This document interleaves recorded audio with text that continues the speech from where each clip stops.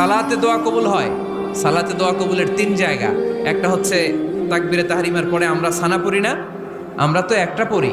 আল্লাহর হাবিব সুন্নাহ এবং নফল নামাজে আরো পড়তেন সানা, ওই দোয়া কবুল হয়। 2 নম্বর জায়গা সালাতে সেজদায় পড়ে দোয়া করলে কবুল হয়। আকরাবু মা ইয়াকুনুল আবদু মির রাব্বিহি ওয়া হুয়া সাজিদ ফাকসিরু ফিহি দুআ।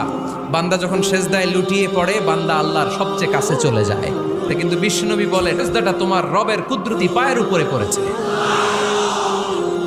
সেজদায় পড়ে দোয়া করেন। সালাম ফিরানোর আগে বিশ্বনবী দোয়া করতেন, লা ইউসাল্লিমান্না আহাদুকুম হাত্তা ইয়াতাআওয়াযা মিন আরবাআ।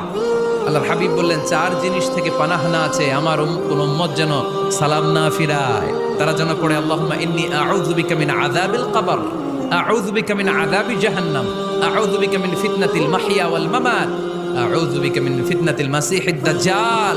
আল্লাহ কবরের আযাব থেকে বাঁচাও, আল্লাহ জাহান্নামের আগুন থেকে বাঁচাও, আল্লাহ জীবন